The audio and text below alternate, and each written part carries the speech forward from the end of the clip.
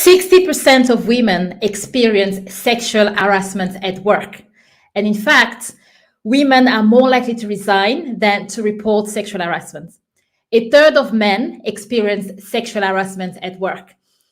Did you know that each Fortune 500 company loses $6 million every year due to sexual harassment? What has it got to do with the Mary Poppins of Business live show? Well, today we are really, really excited to bring to you a wonderful woman, Helena Oettingen, co-founder and CEO of Metta Space, a startup that's helping companies tackle sexual harassment. Through our show today, we are going to dive into the exciting life of Helena, her journey into starting up, and also we are going to discover Metaspace and how it hopes to push trust and transparency to the forefront of employee and company relationships through better privacy and communication. Welcome to the Mary Poppins of Business live show. I'm Naili Makangu from Athena Leaders, an organization that is designed to help startups dream, build, and play, whilst leaving behind the legacy of a happy and productive workplace playground. For those who are new to the show, welcome. Here are a reminder of 3 our main rules. The first one, this is not a private chat between Helena and I. So if you have any questions, anything that you want to find out right now, or even when watching the replay, find us online and we would love to continue discussion with you. Secondly, if you know any startups or anyone in the startup ecosystem that would like to share their experience, their tips, their knowledge to help other founders out there, then get them to speak to the Mary Poppins of Business. We have something special that we are planning for this year.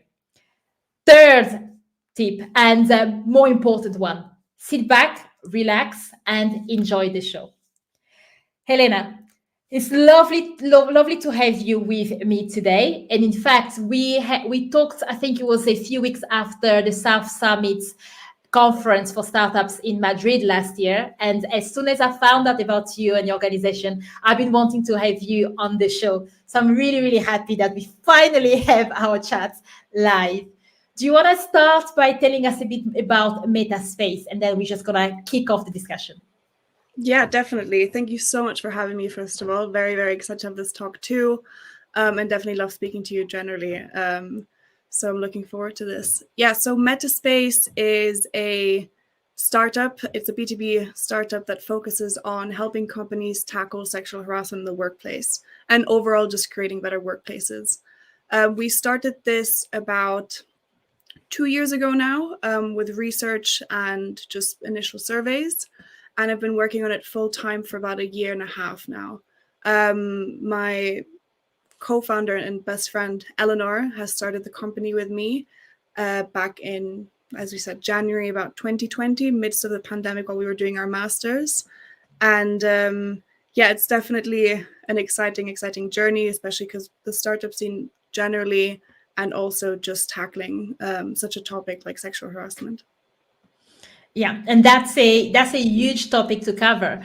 So now, just before we get into another interesting question is, how did you sit there and thought, this is what we want to go for? Do you want to tell us a bit about your background? As we were talking before, you have such a diverse background, which I think will be quite interesting to our listeners.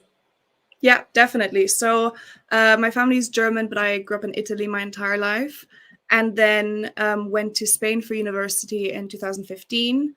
I studied international relations, which I adored, absolutely loved. And that's where I met Eleanor as well. So we did most of our uni projects together and just instantly clicked on working on everything together.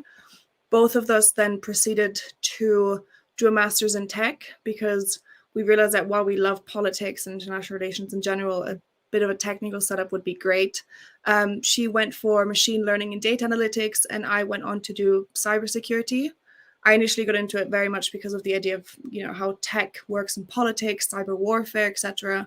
But then got very, very quickly interested in data privacy and security, which is a huge topic for what we're doing, obviously, now with dealing with such a topic like sexual harassment. And so we've been in Spain since 2015. currently moving back and forth between Madrid and sort of my house in Italy. And but yeah, definitely, I think doing the tech masters was incredibly beneficial for both of us, because it really gave us the ground base of knowledge that we needed for the startup. And that's also where we came up with the idea. So then how did you come up with the ideas? Why did you pick sexual harassment specifically? So what we realized very quickly is that it wasn't a surprise to us how frequently harassment occurs. So as I said, I'm German, but I grew up in Italy. So already there's these cultural differences that are very stark when it comes to what's acceptable or not, in terms of, for example, being touchy or certain comments being made.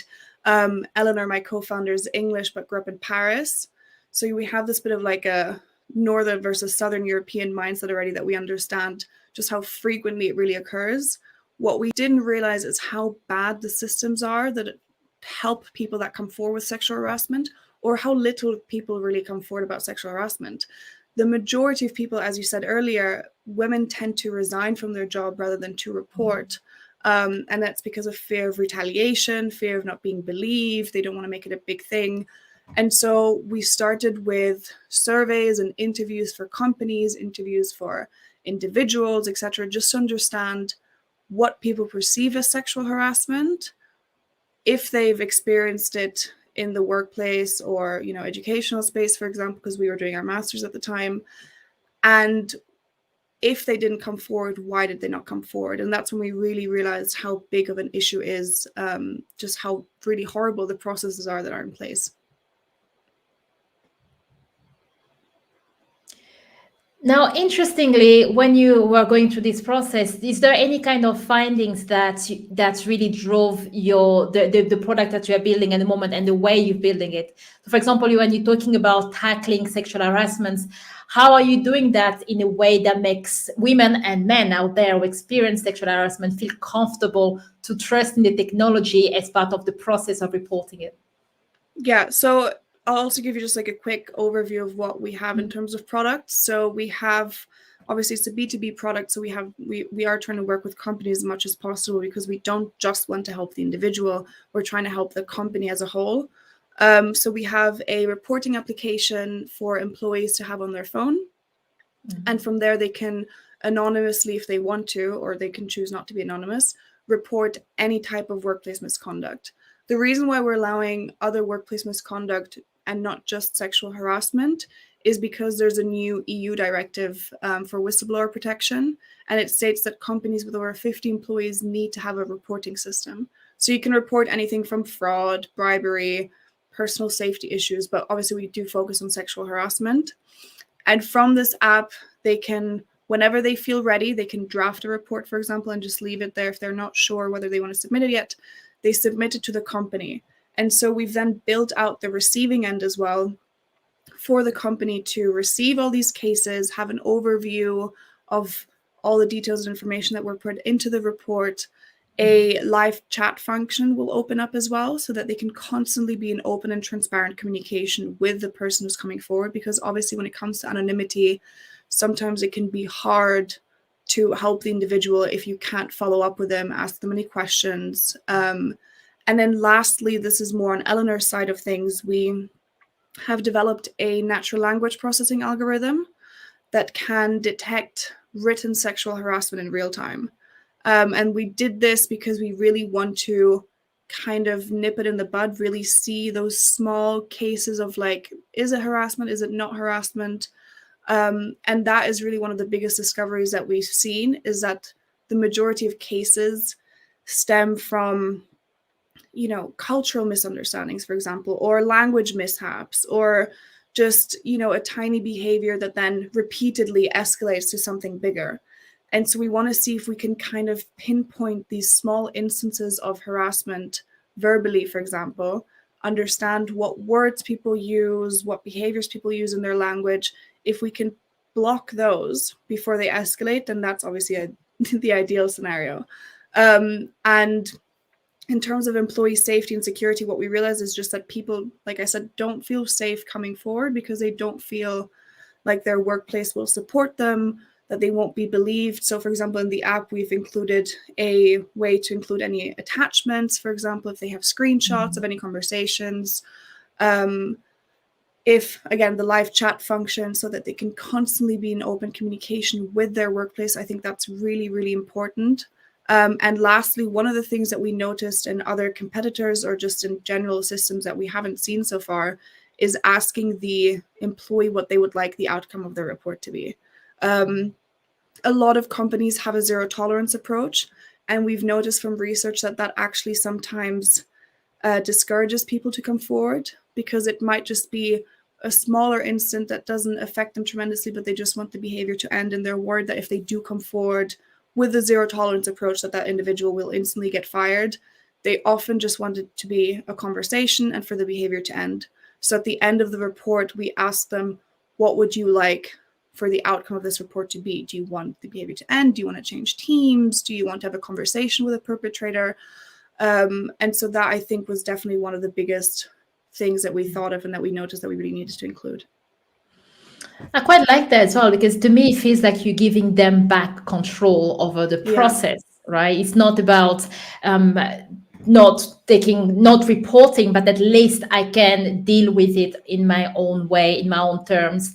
But at the same time, I've got the information saved in case I want to go back and report it afterwards. Yeah, there's definitely a complete lack of both control and trust when it comes to companies. Like, you see these big public sexual harassment cases in companies that blow up, and it just like unearths, it's like a domino effect. You find all these other issues that were just like, all of a sudden, it's not just one person, but 100 people were harassed by the same person. And so that is something that just generally is so discouraging to people who are experiencing harassment in the workplace. And there's some crazy statistics in the US as well. It's like 68 to 65% of men and women, I think it's higher for men actually, get fired within 6 months after reporting sexual harassment.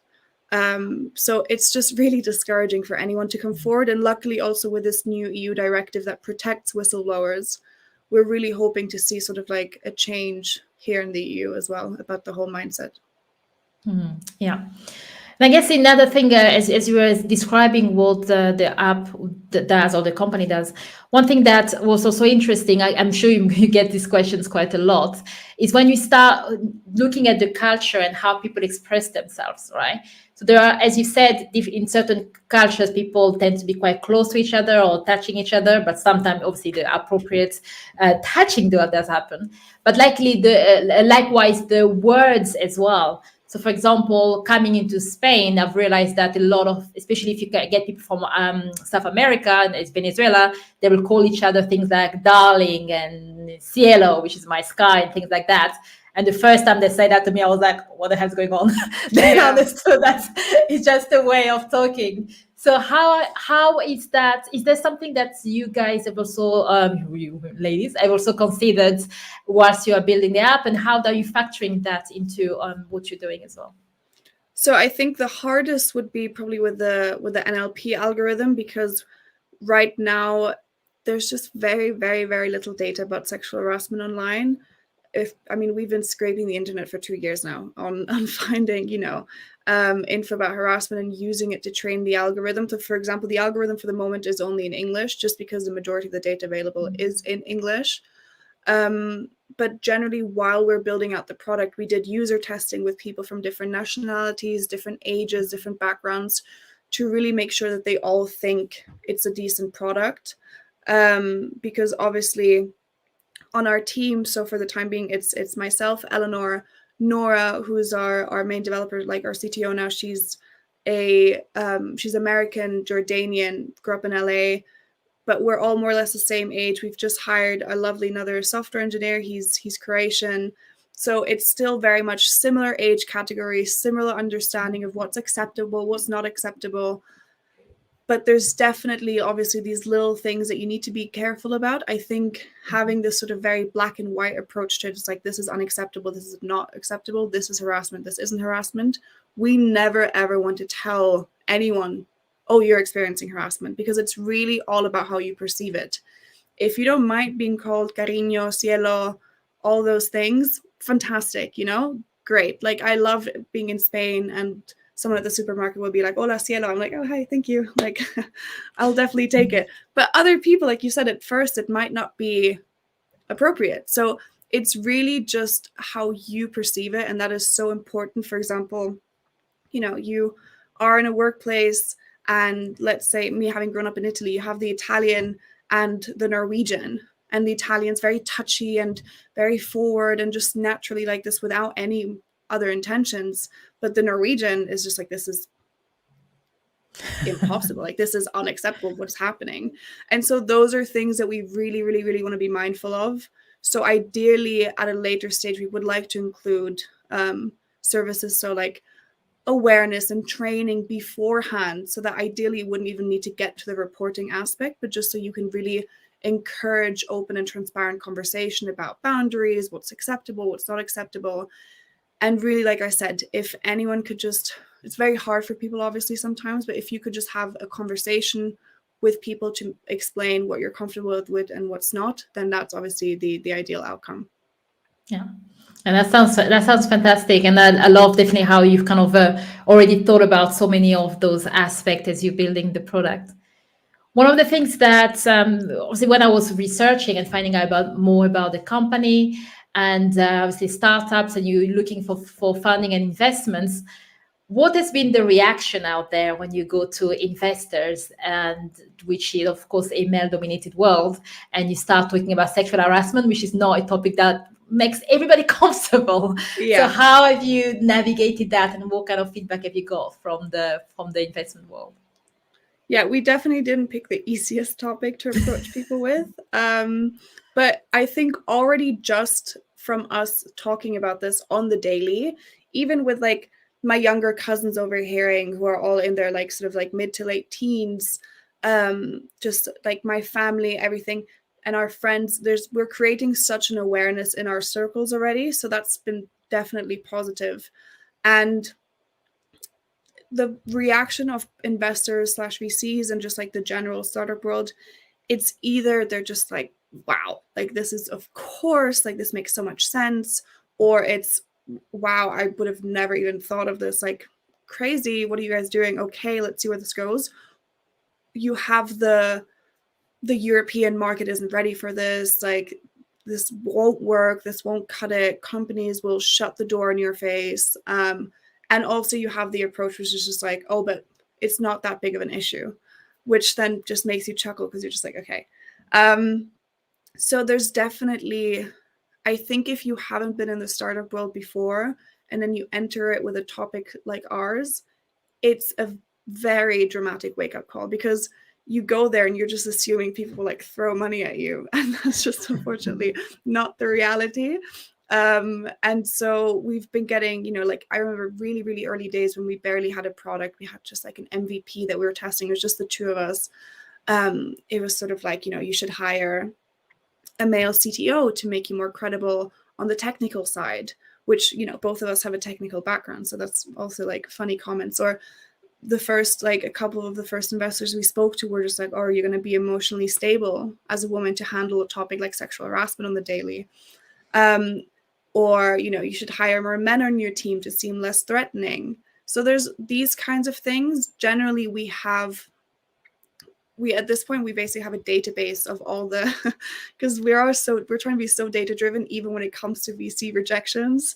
So we have sort of like a database of every no that we've received, why, their reasons. A lot of the time it's just like, yeah, we don't see it, not the right team, not the right market, etc.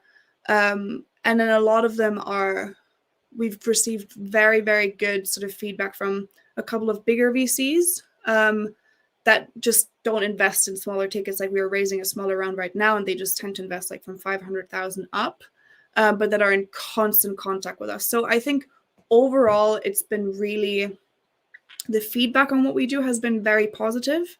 You obviously have those couple of outliers that are just like pointless of continuing the conversation. Like we had one VC that told us, oh, they don't think we're doing enough to tackle the issue, which I was like, okay, at least we're doing something, you know, like we're really trying out here. But generally it's been, you know, positive. It's just, yeah, navigating the VC world as women in their mid-20s dealing with sexual harassment, we're kind of the opposite of your standard European startup crew. Like the three boys that are, I don't know, doing e-scooters or something. And so it's new. People are taken aback a little, but others really, really see the potential. And so the people that have given us support have really, really made a huge difference with us. That's quite exciting, and in fact, I love this idea of keeping the database of no and all of the random reasons. The one that really got my blood boiling was about making sure that you have a male CTO. It's actually incredible that it's not just a CTO with experience, but specifically a male CTO seems to be a bit, a bit so last year, isn't it? I know. You'd assume, you'd hope so, because we were like on the one side, like we really are, they're just the opposite of what kind of the European startup scene is used to.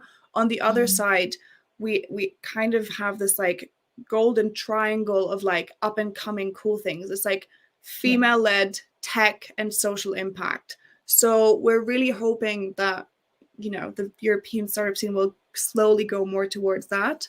And we're seeing definitely a lot of, we have a good network of female-founded startups and just other startups that are coming up in the European scene right now. And it's looking really good, but it's still just, it's hard to kind of move away from what they're used to, especially like the VC world is very, very male dominated. And like you said, there's just certain things that just like won't click. But we are luckily, we're speaking to so many fantastic also women in the field, and we have incredible male investors that have just been so helpful and supportive. But it's definitely, it's an interesting space to be navigating in. Yeah, it's kind of incredible, because I'm keeping an eye out as well to see what's going on in the startup world. And in fact, even the next week, I'm bringing another all-female-led startup, which the winners actually of South Summits in Madrid. Oh, amazing! So they're coming next week. Yes, we know them. They're fantastic. We really like them. Well, that's an endorsement. Anyone listening, you make sure that you tune up for the next one as well. Definitely. Because I think that was obviously their presentation was great, and I love their energy. But I think, like you've said, there's this thing that compared to what we had before, there's a lot more female-led startups, and I think it's really going to help change the energy and change the perception of what a startup team needs to be and what's considered, the technical level you need to have. And no, completely. Like, and I think it's often sometimes a bit demoralizing just because the statistics on funding for female-led startups it's so dire. It's really like, I think in the UK last year, or 2020 or 2021, 1.4% of all VC funding went to female-led startups. Wow. Which I thought was hysterical. Like, it's not like 15, 10, it's 1.4%. And it's just such a sort of slap in the face, because you're just like, why would I even try? Like, it's just statistically, like, it's not gonna happen. And then you look at other statistics of like these big kind of companies that look at, like IPOs of female-led startups, or just general kind of like better return of investment. And female-founded startups tend to have a much higher return on investment.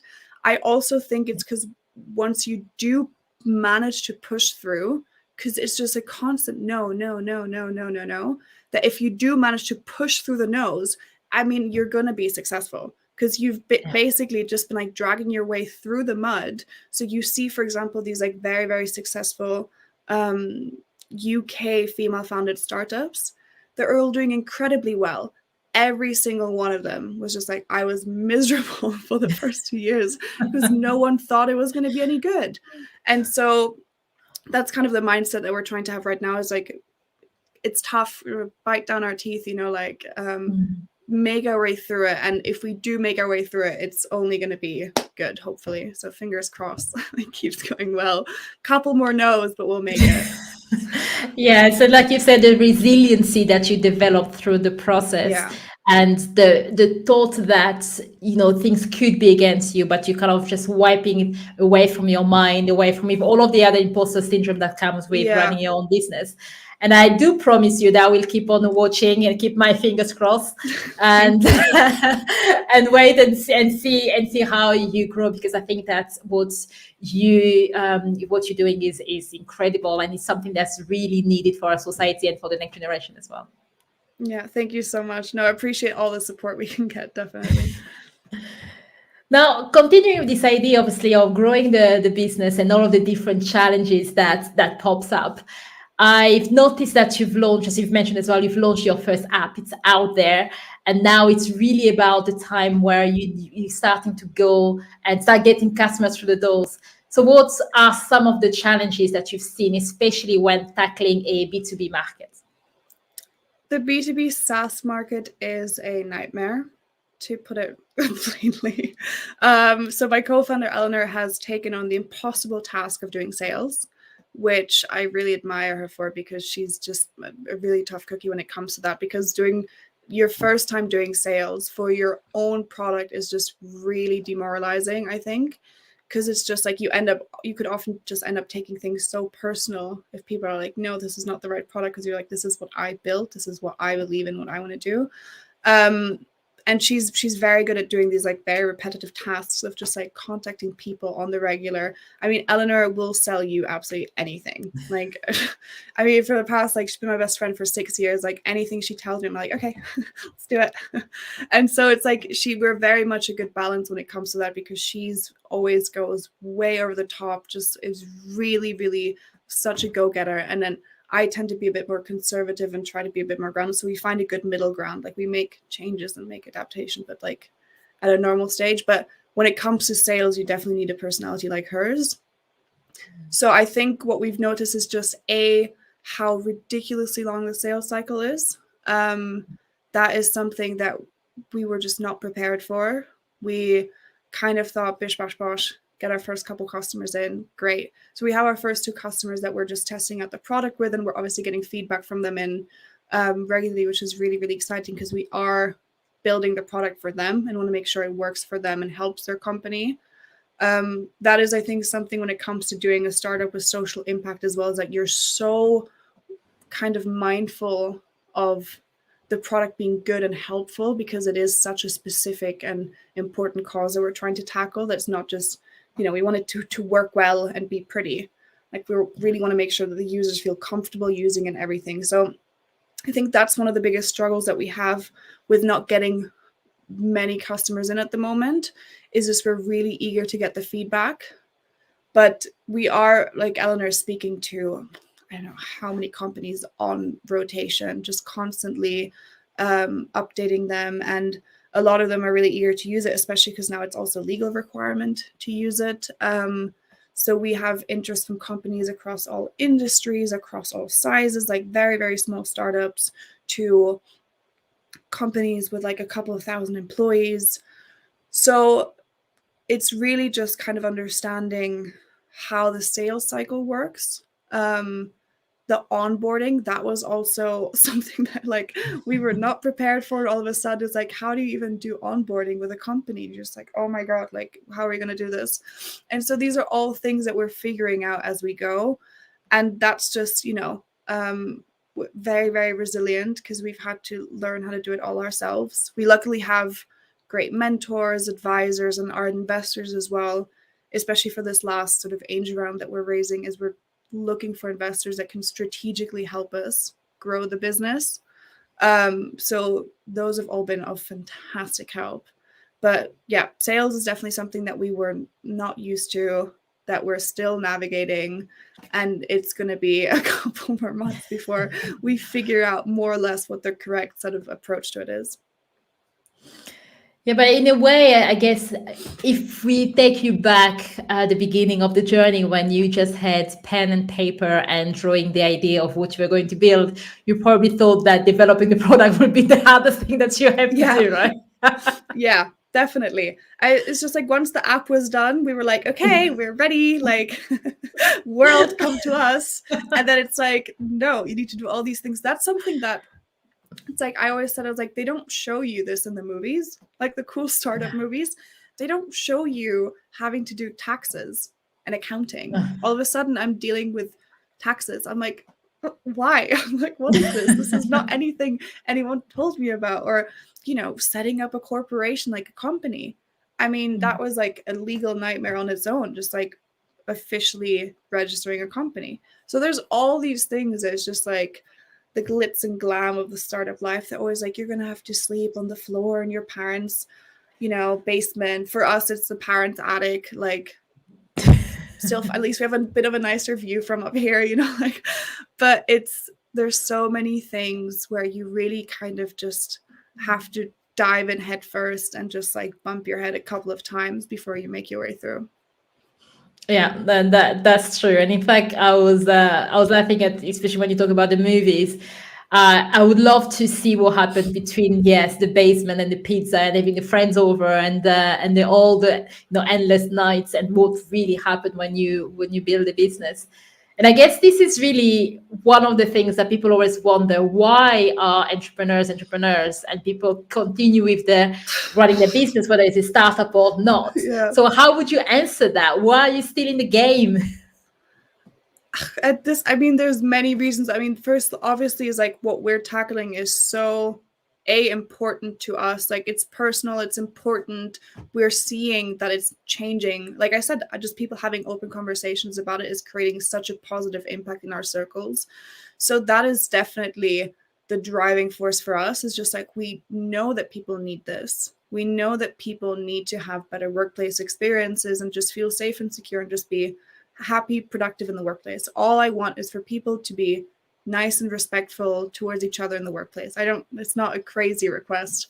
And the other is just like, this is what we chose to do. So it's like, you bite down your teeth and you push through. So we could have gone for your classic other job, which, you know, but for the two of us, I think it was just such a important mission. And B, at this point, is we're just, like we said, we're getting good feedback in from people. We have a growing team, and we're just so motivated to really push this through.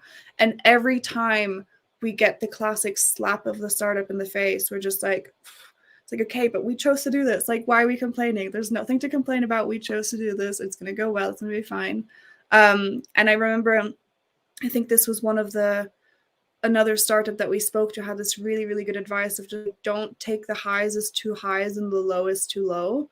So whenever you get like bad news, you're just like, okay, it's fine, we can take it. Just like take it as like normal news. And also when you get really good news, it's just like, okay, great news, we move forward. And so that's something that we've noticed, is like, we've become so accepting of bad news that whenever we get bad news, it's just like, cool. Like one of us in the team needs to give a pep talk, because the other two will be like this. And one of us who just like needs to step up the game and be like, guys, it's fine. They weren't the right investors. It wasn't the right time. It wasn't the right thing. We know what we're worth. The other investors that love us and trust in us know what we're worth. It's fine. So the bad news we can take. We really can take the bad news. We got good news about an investment. I remember like a couple months ago, like two of our investors kind of signed the ticket very quickly, and we're just like, yeah, perfect, this group's good. And it was so overwhelming that it didn't even click, and we're like, yeah, so we closed this round. And my parents were like, you did what? And I was like, yeah, we closed it, like we got a good chunk of investment. And they're like, woo, celebrating. And we were just like, no, it's okay, we'll just take our time. And then for 3 days we're completely destroyed. We were just exhausted and tired, because we're just like, oh my God, good news. Like, we're not used to this. It's really overwhelming. So you do kind of get resilience when it comes to just like negative news, and just like not a good setup. It's like sleepless nights, and you're worrying and constantly doubting yourself, so that when it is good, you're just like, this is too much. I need to take a couple of days off because this is too overwhelming. Just like, recenter and then keep going. Yeah, it's a beautiful story, and thanks for sharing there. Because like I really can relate with what you said, and in fact, this is one of the reasons why I appreciate friends and mentors more ever since I've launched on my own to start my business. Sometimes I feel like we're so into focus on what you're doing, like you say, don't let the highs be too highs, that you might not even know when you've actually achieved something amazing Yeah. because you already focused on the next step. So it's nice to have those people around you that will celebrate and cheer you on and help you to move you forward and give you the energy that you need to kind of recharge and continue with the marathon.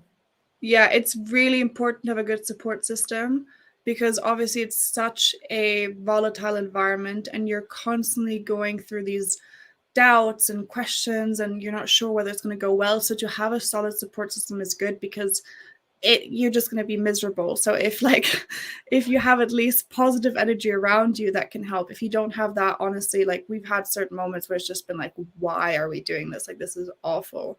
But yeah, I mean, even checking in, there's a couple of VCs that we've been speaking to, just like every 3 months we'll have a check-in because they do, for example, bigger tickets. And I would go to those meetings and be like, oh, I have nothing to tell her. Like, we have no updates. Oh my God.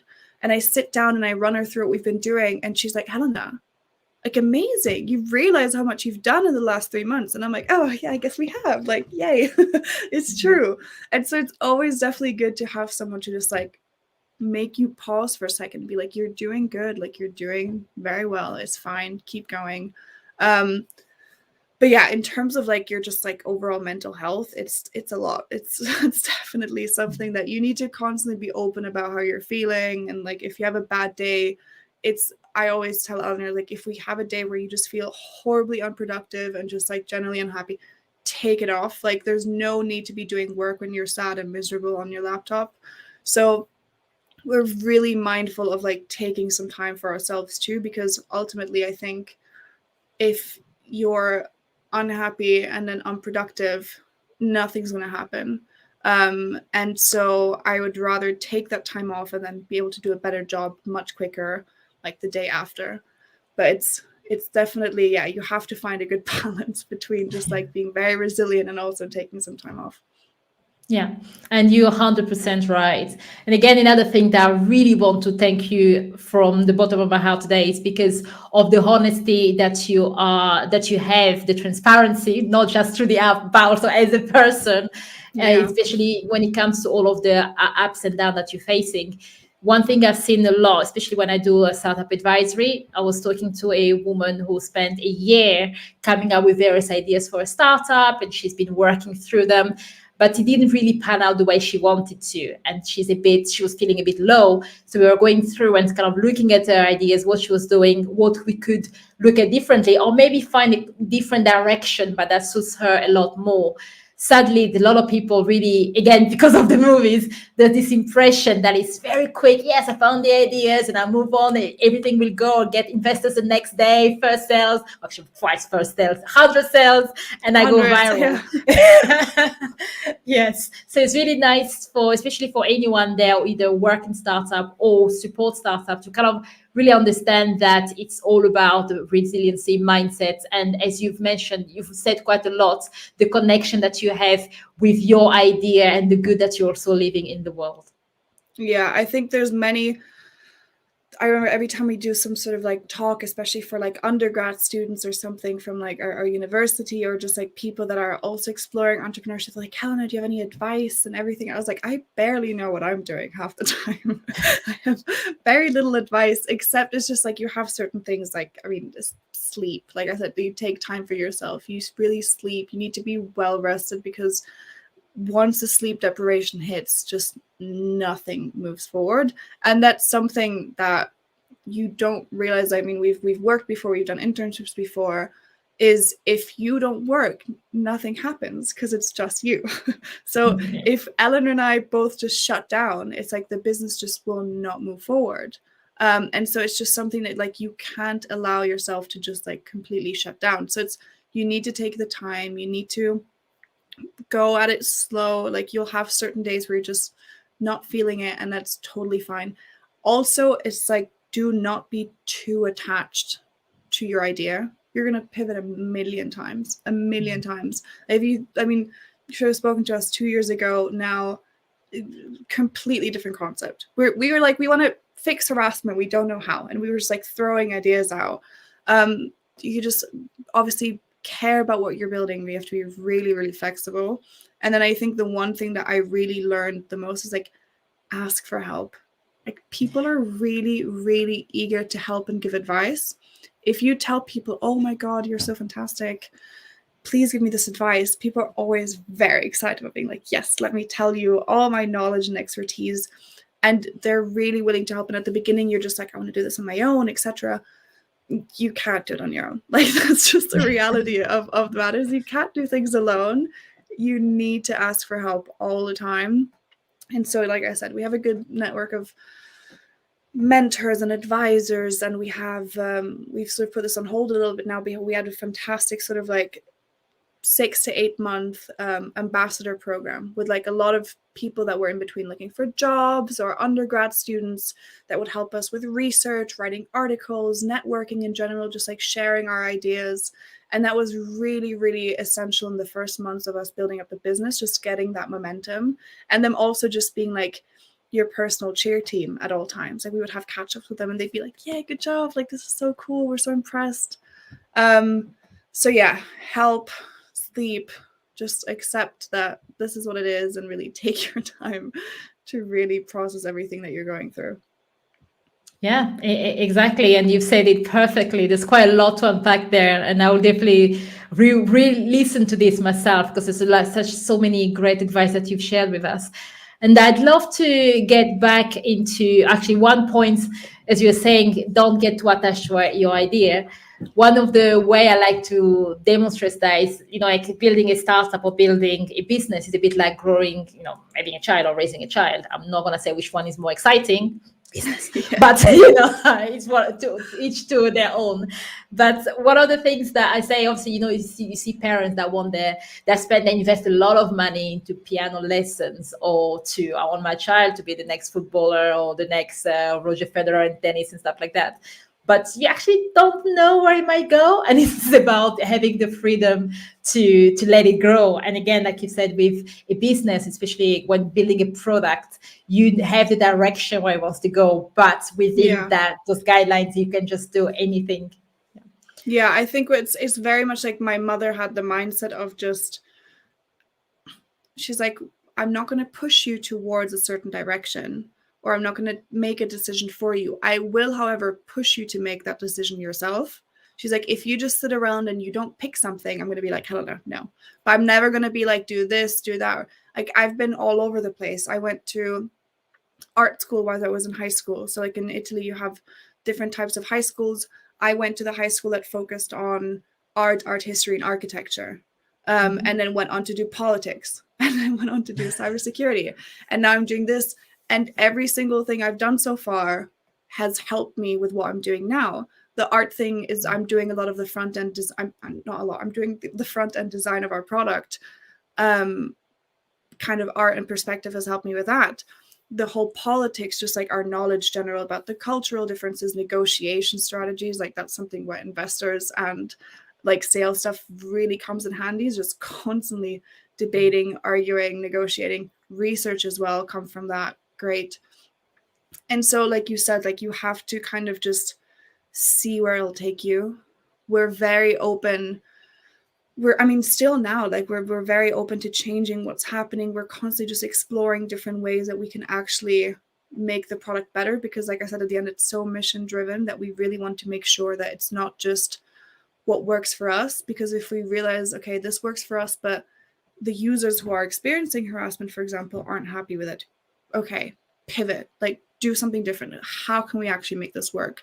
And so that, I think, makes it easier for us to keep an open mind and be more flexible in changing our product, because we really just want to make sure that people have sort of like a nice time at work, really.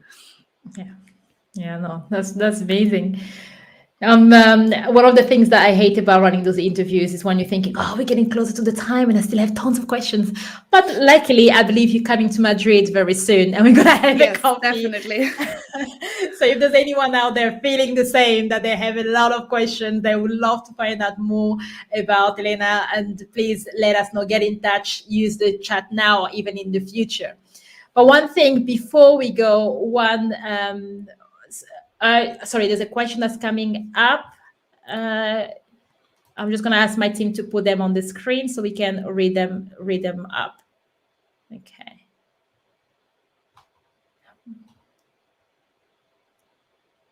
Okay, whilst Naomi, whilst you are putting that comment up on the screen, oh, there we go. So question for you from LinkedIn. Thank you for this live show. I'm very interested in this conversation. A question for Helena. How do you make sure you are hiring the right talent for your business? Very good question. Yeah, in the early stages, it's definitely, you have to obviously find the people that really fit in terms of culture, skills, and everything. I got this advice from sort of like friend / mentor. I worked with him a couple of years ago, and he's just like, in the startup world, is hire really slow and fire really fast. Is take your time finding the right people and instantly get rid of them if they're not the right fit, instantly.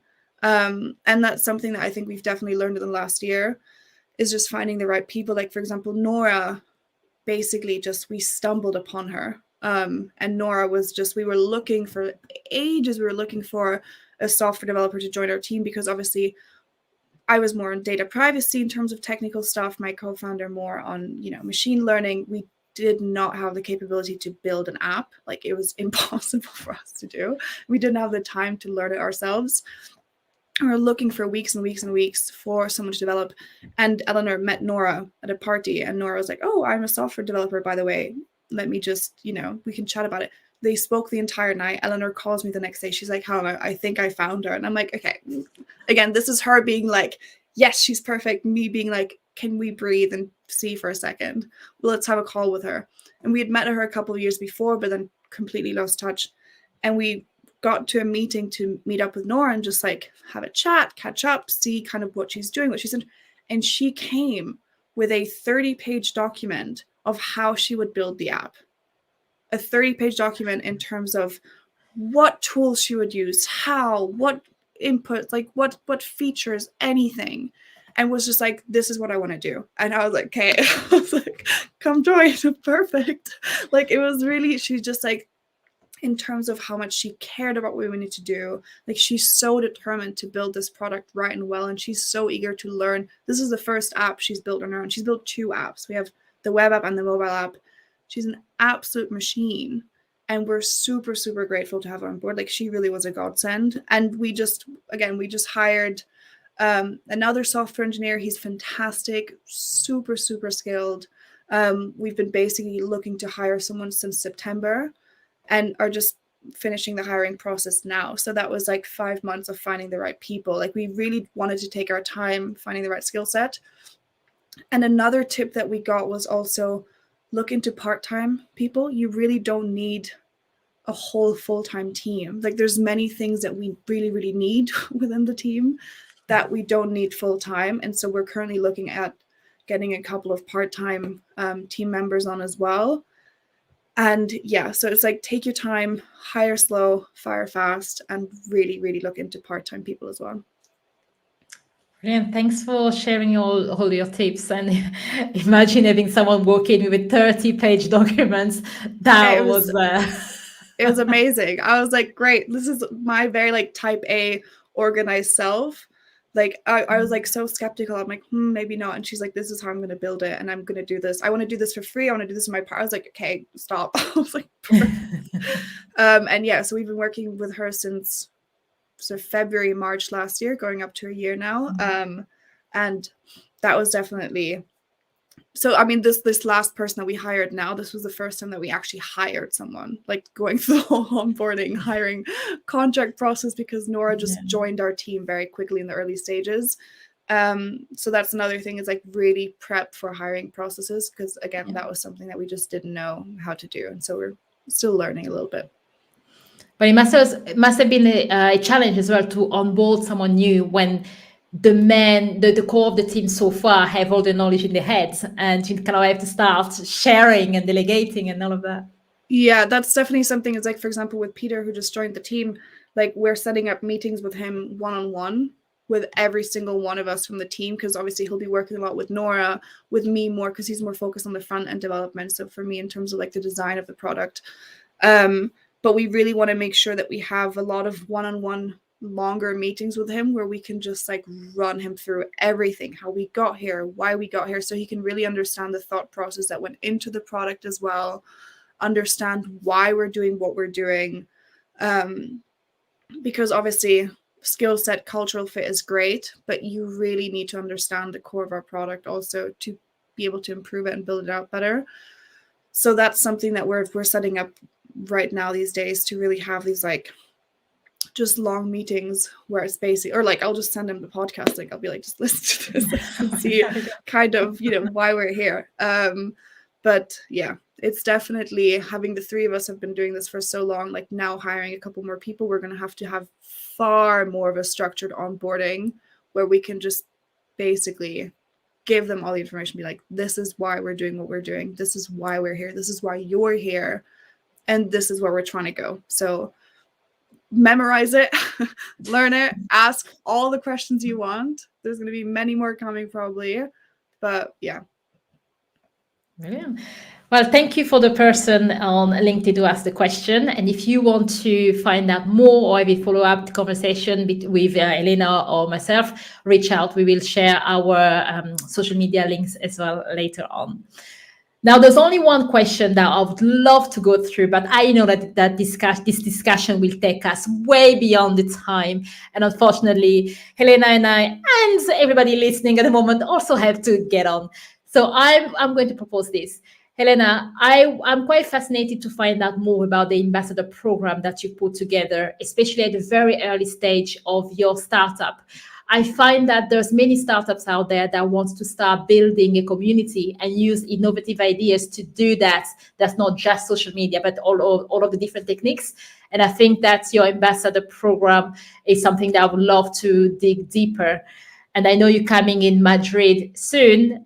So I will propose that we either record something that we will launch later on this year, or even just as a blog post or something. So for anyone out there who's also interested in finding out about the ambassador program, I promise he will be coming up, because I think it's such a great idea to engage people, to kind of put your name out there, especially when you have a small team and your startup is growing. But for anyone here, thank you so much for watching the show. For anyone watching in replay, thanks for stopping by. Helena, how can people find out more about you and Metaspace? Always keep an eye out on our LinkedIn. I think that's definitely, especially Eleanor. If you want to follow Eleanor, she's our LinkedIn influencer. She's definitely more active on there. We've kind of put a hold on most social media things for the time being, just because we're so focused on getting the product out and getting sort of like sales feedback in. But LinkedIn is probably the place where we're the most active in. We're also in the process of redoing our website. If you want to have a look at it now, do, but it's subpar, so we're working on it. But yeah, website coming soon, sort of an updated version, and definitely LinkedIn is where the most active, and you can find all of our contact details there. If you ever want to shoot us an email, have any questions, want to go in touch with us, we have our calendar links and everything there as well. Brilliant. Thanks again, Helena, and the team at Metaspace for building such a powerful product to tackle sexual harassment at work, which I think is going to have a huge impact in not just for us now, but for the next generation as well. And for anyone listening, have a lovely day today. And remember to design a happy and productive workplace playground. Yeah, thank you so much.